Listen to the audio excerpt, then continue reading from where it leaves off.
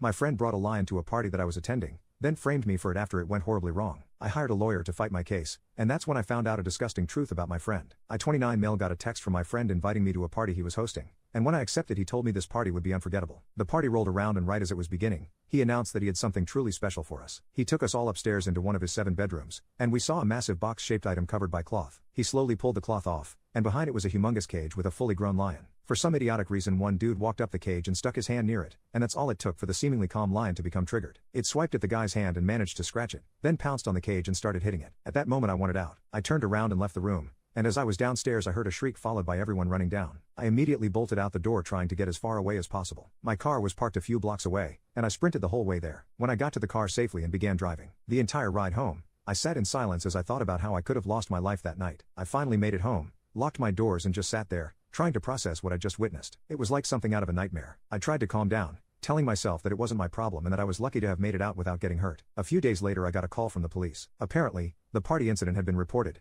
and they were investigating. They told me that someone had been injured, and they needed my testimony since I was seen at the party. I agreed that I would tell them what I saw, and that would be the end of it. But then the cop on the phone said something that nearly made me drop the phone. He told me that someone had accused me of bringing the lion to the party. I couldn't believe what I was hearing. I told him that wasn't true, and I wasn't even the host of the party. It was a man named Marcus. The cop told me that I needed to come to the station for questioning because several other witnesses claimed otherwise. I knew I needed a lawyer. The first person that came to mind was my uncle's old lawyer. A few years back, my uncle had been charged with embezzling money from the company he worked for. The evidence was stacked against him. They had bank statements, forged documents, everything. Everyone said he was going to prison for sure. But then the lawyer took the case. He picked apart the prosecution's evidence piece by piece. He found flaws and inconsistencies that no one else had noticed. It was like watching a master at work. By the time he was done, not only was my uncle acquitted, but the case had practically collapsed. To this day I didn't know if my uncle had been innocent or not, but I knew that this had saved my uncle's life and career, and from that moment on, our family swore by him. I knew hiring this man, I'll just call him Tommy, was going to cost me a lot. He didn't come cheap, but I didn't care. I needed the best, and Tommy was it. The thought of facing these charges without someone like him in my corner was scary. So, I picked up the phone and called him. I hoped he'd agree to take my case. He and I met up before heading to the station. He laid it all out for me, the charges I was facing,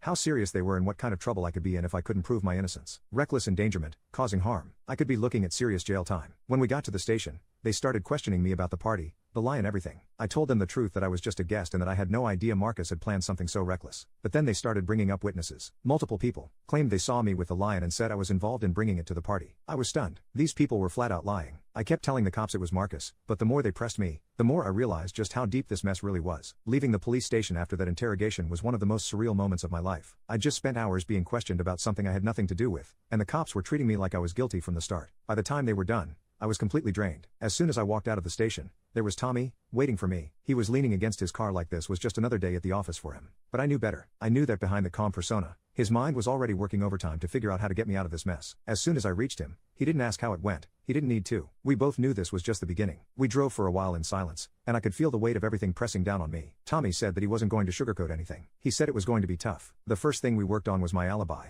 but they already had people saying I did it. Tommy then told me that people lie, especially when they're scared, or they're trying to cover their own butts. He explained that we were going to dig into these so-called witnesses and find out who they really were, but the real key that we had to find was Marcus since he brought the lion in. He laid out the plan like it was nothing. Hearing him talk like that gave me a sliver of hope. Maybe there was a way out of this after all. Tommy and I started digging into what really happened that night. A few days into the case, Tommy called me into his office. As soon as I sat down he cut straight to the point. He said that he figured out what Marcus was up to. He told me that it was about his social media. I didn't understand the correlation between social media and the lion until he said that Marcus was known on Instagram for throwing these great Gatsby-sized parties, and the parties he threw were popular. It's how he built his brand, and up until a few months ago, his social media engagement was through the roof. But then he said he did some digging and found out that his engagement online had taken a nosedive recently after something happened to one of the girls at his party, and he didn't do anything about it. They tried to cancel him, and they succeeded. Likes, comments, and shares were way down, and considering how much he relies on that for his income, that was a big problem for him. He pulled up some screenshots on his computer and began showing me the stats. Tommy revealed that Marcus was desperate and knew he had to do something big to go viral again. That's why he brought that hungry lion out. He wasn't just planning this for fun. This was a calculated move. He'd been setting it up for weeks, reaching out to a dealer to rent the lion, planning the whole stunt down to the last detail. He was banking on the chaos to make the party go viral, to get people talking about him again. and to get those engagement numbers back up. It all started to click in my mind. Marcus had always been obsessed with his image and being the guy everyone talked about. But lately, he hadn't been getting the attention he craved. So, he decided to do something so outrageous that people couldn't help but notice. I asked him how he found out all of this, and he told me that he found a few key things: emails, text messages, and even a couple of posts on social media that didn't get much attention at the time. Marcus even dropped hints in some of his posts. He made comments about how his next party was going to be legendary and unforgettable. At the time, nobody thought much of it, but now it all adds up. Tommy told me that this was how we were going to prove my innocence. Marcus wasn't just throwing a party, he was orchestrating a viral event. But when everything went to hell, he needed a scapegoat. And since I was one of the few sober people at the party, I guess I was the easiest target. But now we've got the evidence to show it was all his idea from the start. Hearing Tommy lay it all out like that was both infuriating and a relief. It made perfect sense now. But even with that evidence, things kept getting worse. I started getting these creepy, anonymous messages telling me to drop the investigation. Someone even tried to break into my apartment one night. I knew Marcus and his buddies were behind it, trying to scare me off. But I wasn't backing down. Finding the lion dealer to testify against Marcus was not going to be easy. After all, it's not like there's a directory for people who rent out exotic animals. But Tommy was determined, and when he got an idea in his head, he didn't let go. He knew that if we could track down the person who supplied the lion, we could link everything back to Marcus and finally start clearing my name. It all started when Tommy found a trail of breadcrumbs on Marcus's social media and a few of his emails. He found a series of encrypted emails between Marcus and an anonymous contact, discussing special arrangements for the party. "I've got a lead," Tommy said. "These emails Marcus sent, they're encrypted, but we've managed to decode enough of them to see he was in contact with someone shady. They mentioned a meeting in a private chat on an encrypted messaging app. But here's the thing.